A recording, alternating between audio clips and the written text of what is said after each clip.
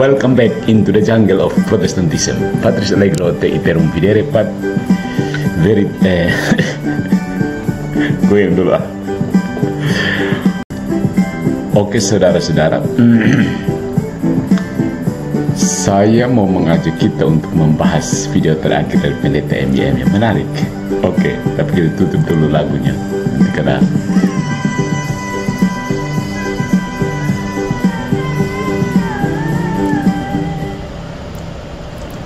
oke, goyang sedikit, so habis goyang mari kita bahas video terakhir dari MYM. Menarik untuk dibahas ya. MYM ini ternyata palese juga.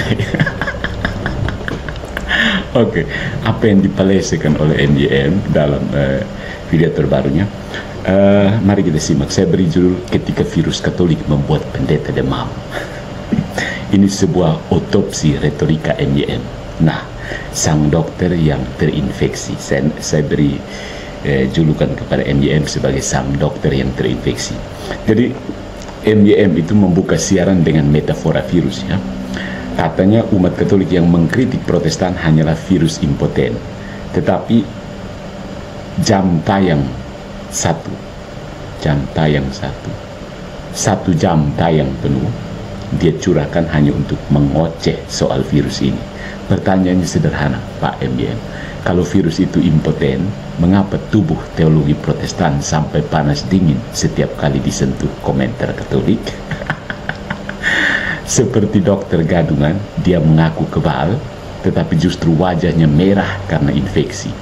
Dengan kata lain, virus Katolik ternyata cukup kuat untuk membuat 1 jam khotbah darurat itu disulap jadi ruang isolasi. Instalasi gawat darurat. Jadi yang pertama dia menyoal potongan khotbah dan potongan logika. Jadi MYM ini menuduh Patrice Allegro tidak akademis karena hanya menampilkan cuplikan singkat dari khotbahnya. Kritik ini justru memperlihatkan kelemahan mendasar. Isi khotbah 1 jam bisa direduksi jadi 1 kalimat, karena Kristus bangkit, dan logikanya runtuh seketika. Yesus tidak butuh 1 jam untuk menyatakan akulah jalan, kebenaran, dan hidup. Rasul Paulus hanya perlu beberapa ayat untuk menegaskan Injil. Tapi MYM butuh 1 jam demi pembuktian. Lalu marah ketika inti hampa itu terekspos. Jadi kalau mau disindir seperti ini, kalau inti khotbah Pak MYM tidak tahan dipotong, itu artinya khotbahmu adalah gulai encer yang hanya kelihatan berisi ketika diaduk lama. Yang kedua, anak hilang yang menggugat ibunya. MYM dengan bangga berkata, Protestan tidak lahir dari ruang hampa. Benar, Protestan lahir dari rahim Katolik. Tapi inilah absurditasnya. Anak yang lahir lalu keluar rumah, kini balik lagi sambil menuduh ibunya sesat. Anak durhaka. Analogi keluarga yang dipakai MYM menelanjangi dirinya sendiri. Jika Protestan itu anak, maka dia anak durhaka. Keluar rumah, bawa warisan intelektual, lalu teriak di jalan, aku pewaris sah, ibu sudah gila. Jadi sebenarnya Protestan hidup sebagai anak kos permanen, tinggal di rumah Katolik 1500 tahun, lalu kabur sambil bawa buku-buku Santo Agustinus dan Thomas Aquinas, dan kini mengaku-ngaku pemilik sah perpustakaan. Sompake MYM. Yang ketiga, Maria dan silogisme cacat. MYM membuat silogisme. Semua manusia berdosa, Maria manusia, maka Maria berdosa.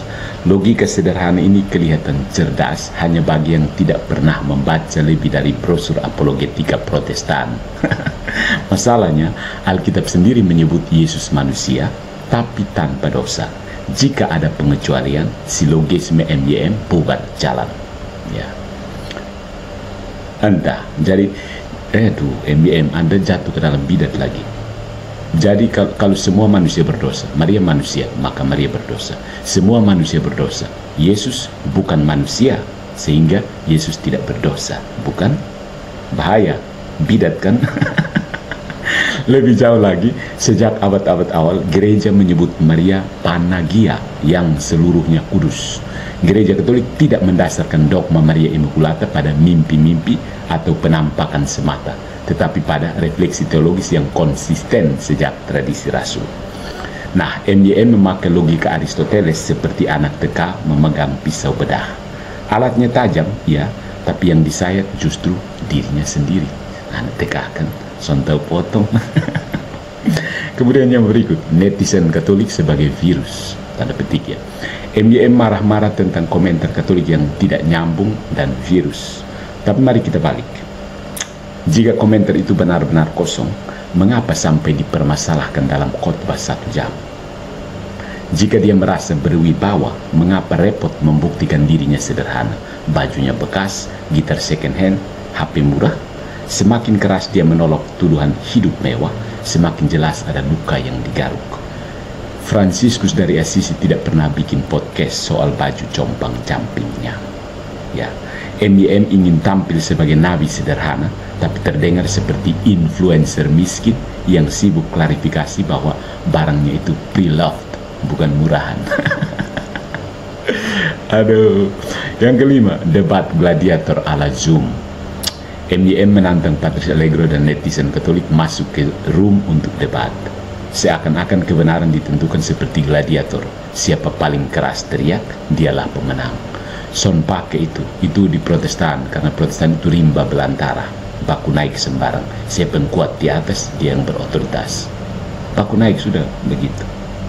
Saling menaiki satu sama lain. Siapa yang di atas, dia yang berotoritas.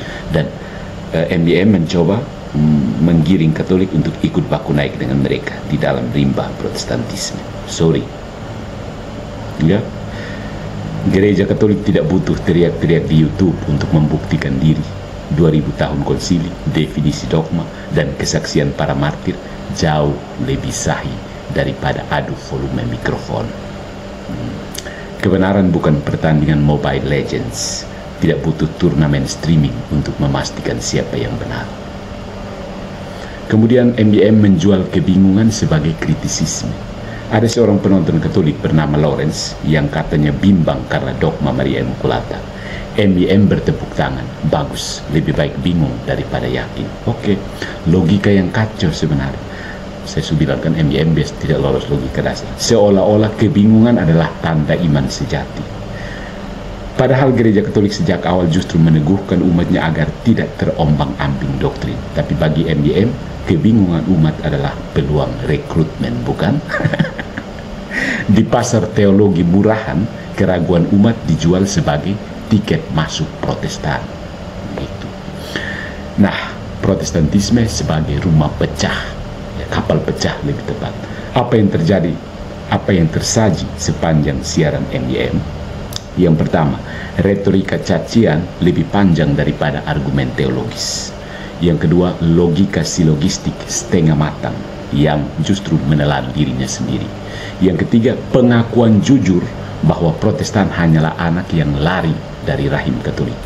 Dan yang keempat, obsesi berlebihan terhadap komentar netizen sehingga kehilangan wibawa.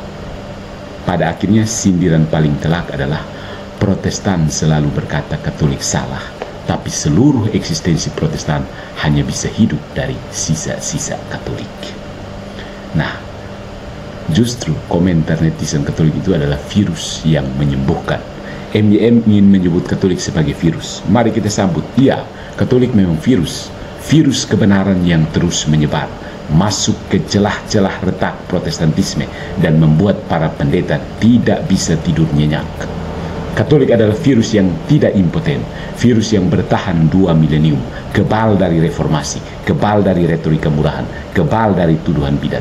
Sebaliknya, Protestanlah yang terus bermutasi, 30.000 denominasi dan terus bertambah. 30,000 and counting, still counting until now. MYM boleh marah pada virus Katolik, tapi sejarah membuktikan virus ini lebih kuat daripada antibiotik reformasi. Ya. Begitu ya. Follow for more into the jungle of Protestantism.